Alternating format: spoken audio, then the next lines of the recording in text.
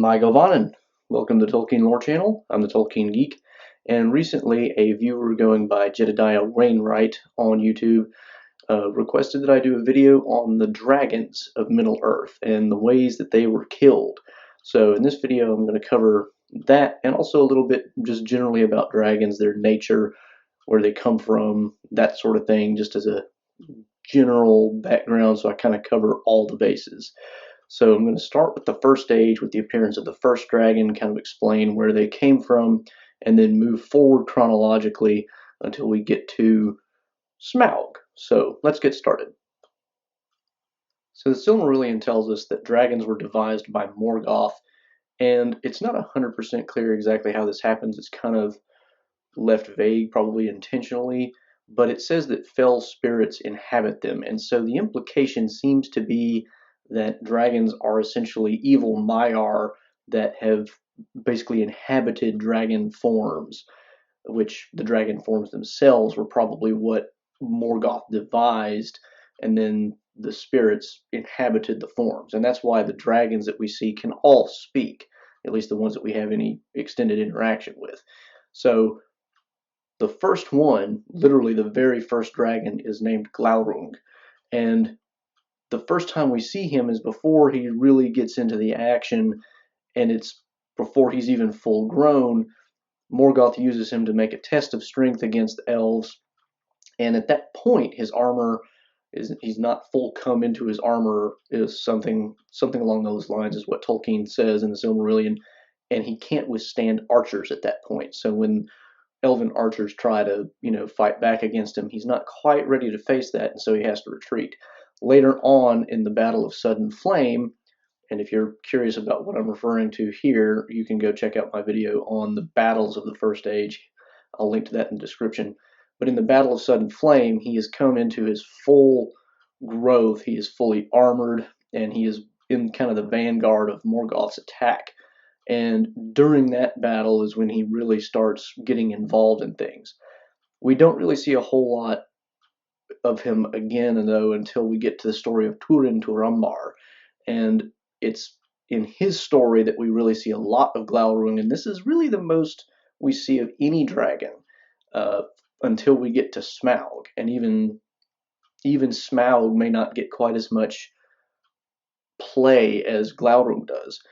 But at any rate, what happens in the story of Turin Turambar, Turin, of course, has a lot of different aspects to his story, and I'm not going to get into all of them, but eventually he ends up in the Elven Kingdom of Nargothrond, and because of his tendency to want to engage in war openly, the hidden kingdom of Nargothrond becomes more known to Morgoth. He finally figures out where they are, and he sends Glaurung with an army of orcs to come and basically destroy it.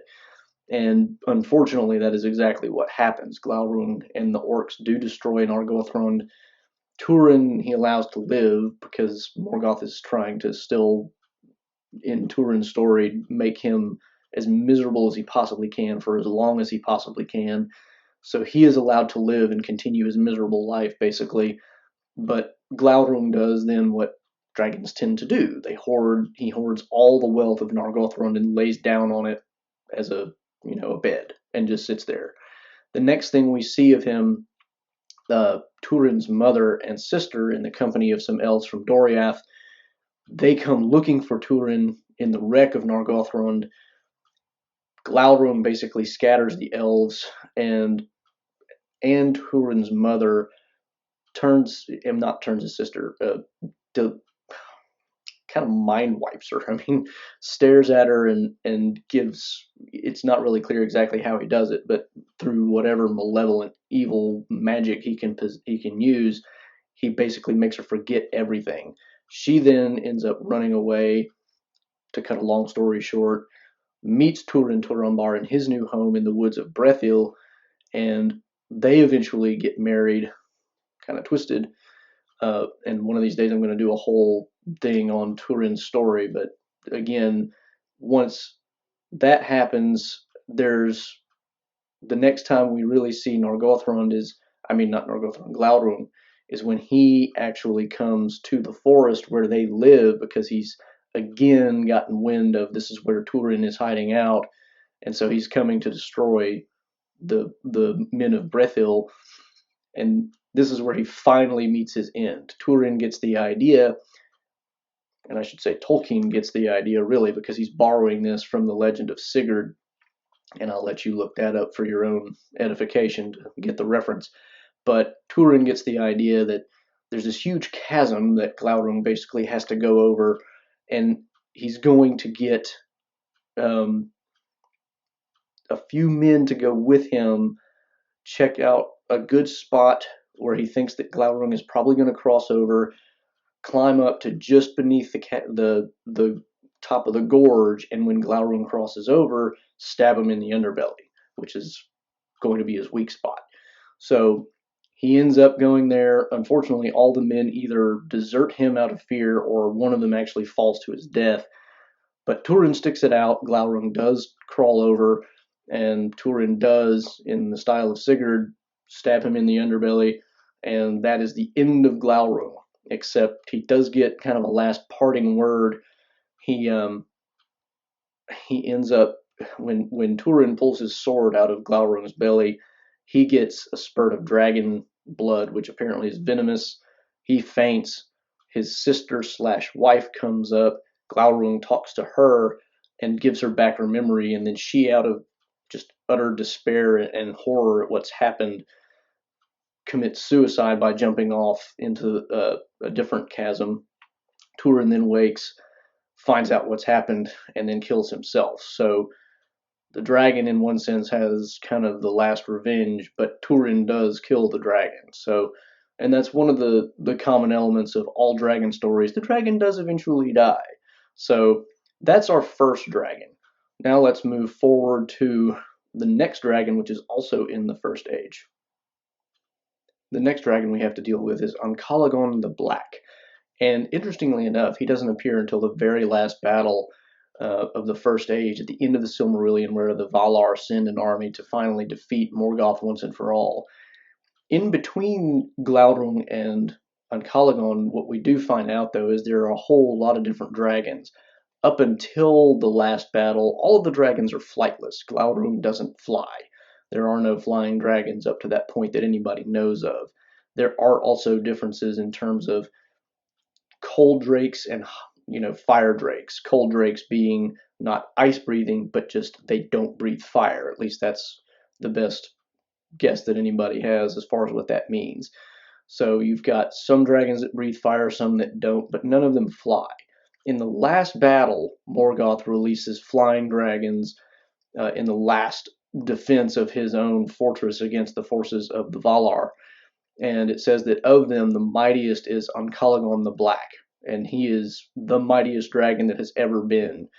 And for a while, he actually does manage to push back the forces of the Valar, and it's not until, interestingly enough, Eärendil, who has been given a flying ship to basically sail above, the skies as a star, he actually comes down out of the heavens with a bunch of eagles, and Eärendil himself kills Ancalagon the Black.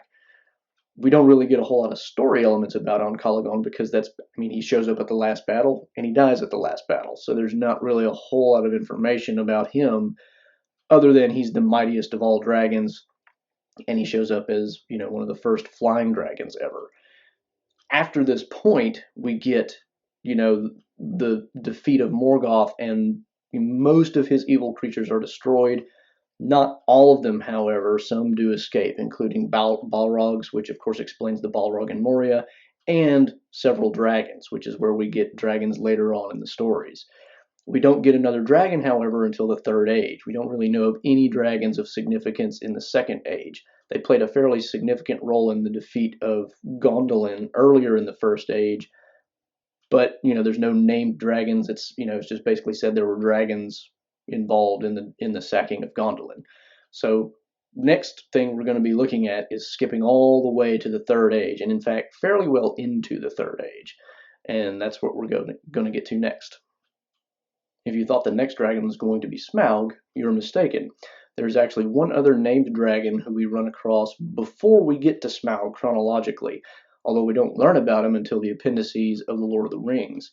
In Appendix A, where it's talking about the line of Eorl the Young, it mentions that one of his predecessors, his ancestors from, killed the longworm Scatha.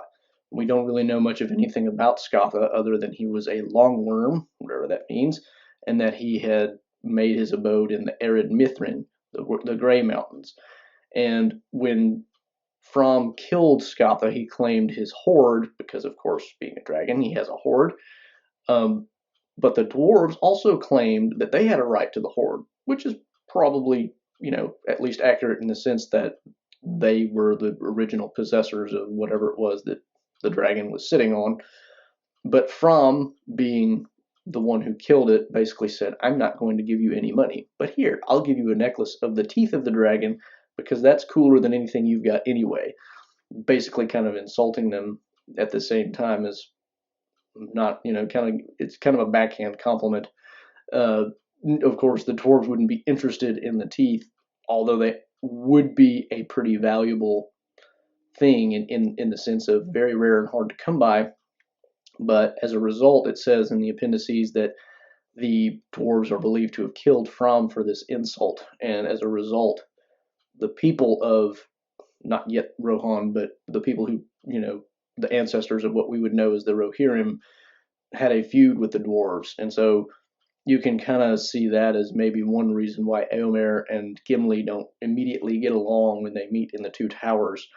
Anyway, the main point of that being there was a dragon, in the Grey Mountains before Smaug came and destroyed Dale and took over the Lonely Mountain. So we just get very little story about that, but now we finally get to move on to Smaug. Now, Smaug the Golden, of course, is I think there's actually a statement somewhere in the canon of works that Tolkien put out that he was basically the greatest dragon left at the point where we meet him in the story, but I may be wrong about that. But certainly you do get that impression. He is Smaug the Golden, Smaug the Magnificent, as Bilbo calls him, tongue in cheek, of course.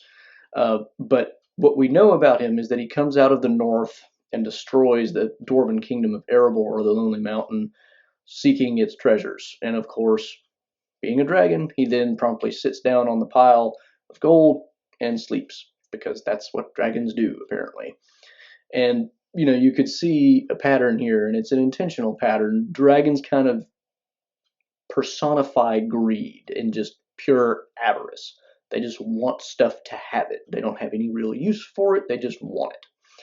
At any rate, Smaug, of course, then lays silent for quite a long time until Bilbo and the 13 dwarves show up on his doorstep. Bilbo steals a cup from his hoard.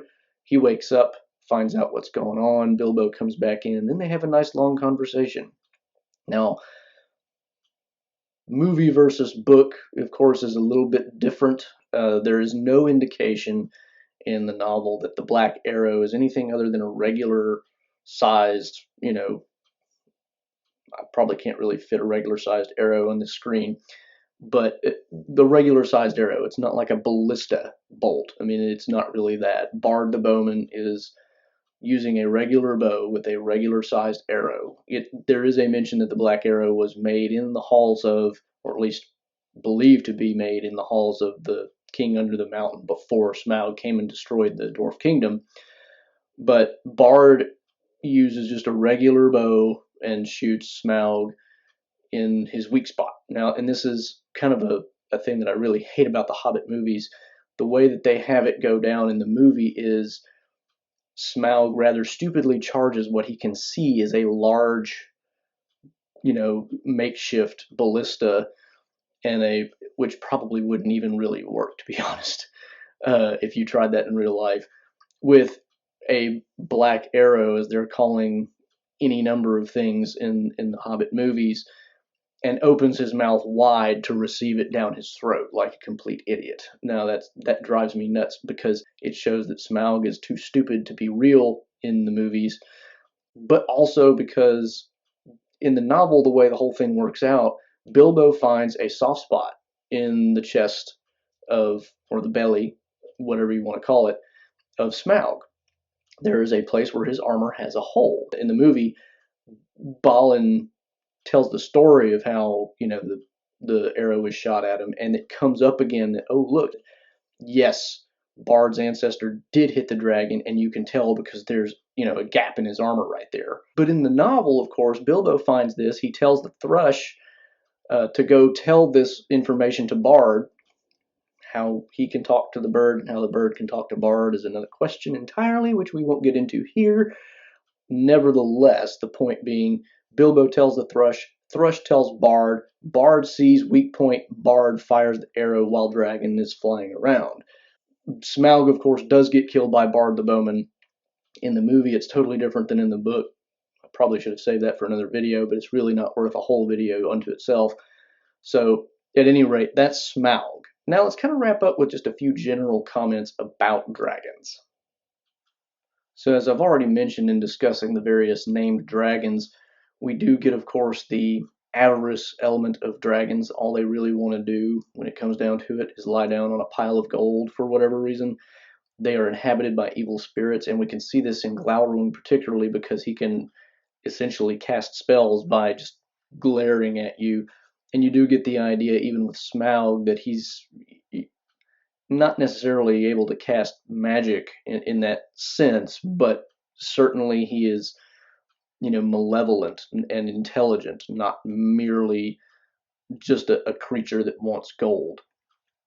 Other aspects of dragons, of course, would be their armor. We get a lot of this with Smaug and Glaurung making a big deal about. In the early stages, Glaurung is not armored and not capable of withstanding archers. Smaug, of course, is only vulnerable because he has the one chink in his armor. This is kind of a big deal. Other points about dragons, as I mentioned earlier, of course, there are fire drakes and cold drakes. Not all dragons breathe fire in Tolkien's world. And that is also kind of true in human mythology generally. And you can see how Tolkien is kind of melding, human myths about dragons into his own mythology. So that also becomes an interesting point because Gandalf, in discussing the ring with Frodo, Frodo asks, can the ring be destroyed?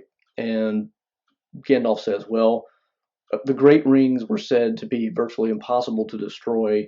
Dragon fire could melt them, but there are none now with the fires, and there are no dragons left with fire in whom the old fire is hot enough.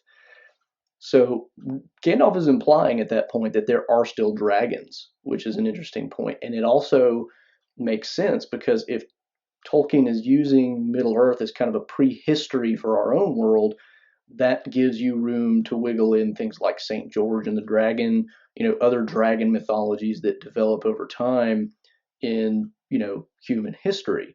And so by leaving that out there, he's kind of putting a little bug in your mind, basically saying, this is where St. George and the dragon comes from. This is where these other dragon stories come from. There are still dragons. They're not as bad to the bone as the ones that, we see in Middle-earth, but they are out there.